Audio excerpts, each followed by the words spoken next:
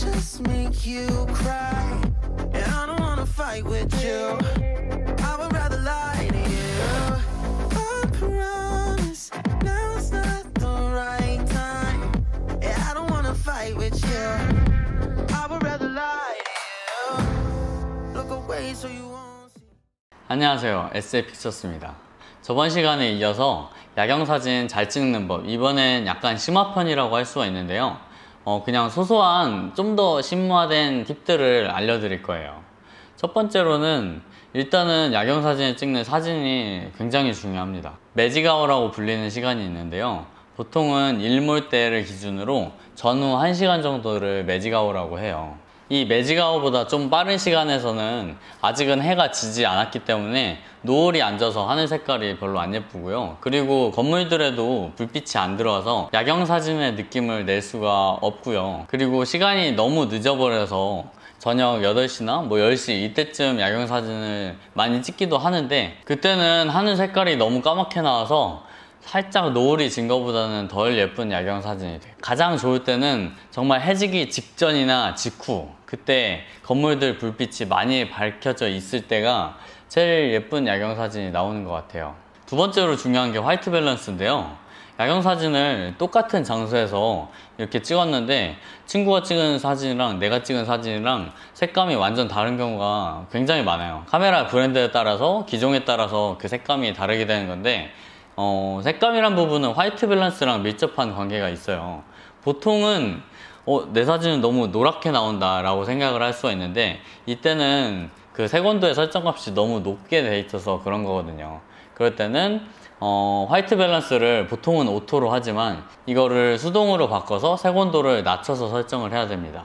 하지만 이게 좀 귀찮으니까 보통은 로우로 사진을 찍게 되면 얘를 후작업으로도 얼마든지 바꿀 수가 있어서 저는 주로 로우로 촬영을 해서 후작업에서 좀 꼼꼼히 색온도를 맞추는 편이에요. 그리고 또 다른 팁으로는 빛갈라짐이 좋은 렌즈를 선택하는 게 중요해요. 빛갈라짐은 그 렌즈 자체의 특성인데요. 슬프게도 빛갈라짐이 좋은 렌즈는 비싸다는 단점이 있습니다. 비싸지 않더라도 조리개 날 수가 적은 렌즈들이 있는데요. 예를 들어서 삼양에서 나오는 12mm 렌즈 같은 경우에는 걔는 AF가 되지 않는 수동 렌즈긴 해도 넓은 화각에서 선명한 화질을 자랑하는 렌즈인데요.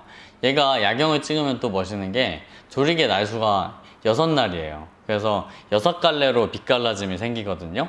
상당히 특이한 빛갈라짐 때문에 되게 주목되는 야경사진을 쉽게 찍을 수 있는 렌즈예요. 조리개 날수가 짝수이면 그 수대로 나오고요.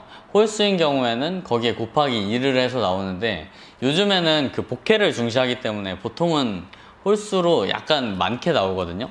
소니 렌즈들이 보통은 그런 편이라서 빛갈라짐이 좀 덜 예쁜 느낌이 있어요. 조리개 날 수가 같더라도 빛갈라짐이 되게 날카로운 렌즈가 있고 좀 무딘 렌즈들이 있는데요. 보통은 좀 저렴한 번들 렌즈 같은 경우에 빛갈라짐이 그렇게 선명하게 안 나오는 경우가 많습니다.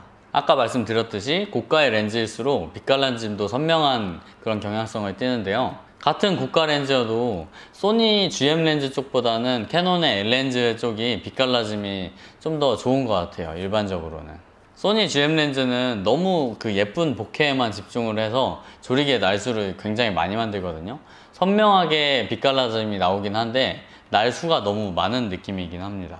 그리고 또 중요한 팁은 삼각대를 꽤 비싼 삼각대를 써야 된다는 거예요. 좋은 삼각대는 일단은 너무 무거우면 가지고 다니기가 힘드니까 적당히 가벼워야 돼요. 또 너무 가벼우면 약간 휙휙 쓰러지고 바람의 영향도 있을 수 있으니까 적당히 가벼우면서 안정적이어야 되고, 무엇보다도 높은 게 되게 중요해요. 야경사진에서는 이 난간과의 싸움이 되는 경우가 되게 많아요. 어떤 전망대나 높은 곳에 올라갔을 때 우리 앞에 놓인 난간이 생각보다 높은 경우가 많거든요. 그리고 삼각대는 다 펼쳐도 이 난간을 넘지 못할 경우가 굉장히 많아요. 난간을 가까스로 넘는다고 해도 얘가 밑에 시야가 확보되지가 않기 때문에 난간보다 훨씬 위까지 올라오는 삼각대가 야경사진에는 확실히 좋은 것 같아요. 그리고 사실 이게 제일 중요한 팁인데, 다른 사진에서도 마찬가지지만 야경사진에서는 특히나 후보정이 제일 중요한 것 같아요.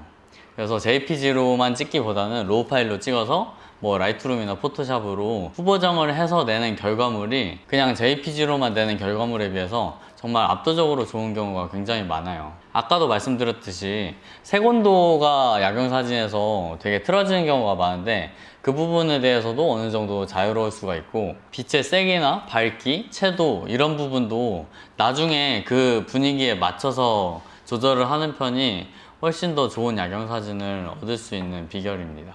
지금까지 야경사진을 잘 찍을 수 있는 여러 가지 팁들을 말씀드렸으니까요. 저번 시간에 말했던 공식 다 기억하시죠? ISO 낮추고 F값 올리고 노출시간 길게 해서 2초 타이머로 찍는다. 그거를 명심하시면서 이런 팁들을 구현하시면 정말 좋은 야경사진 찍을 수 있을 것 같네요. 지금까지 영상 봐주셔서 감사하고요. 영상이 도움이 됐다면 밑에 좋아요와 구독 눌러주시면 좋겠습니다. 저는 다음번 영상에서 더 좋은 영상으로 찾아오겠습니다. 안녕히 계세요.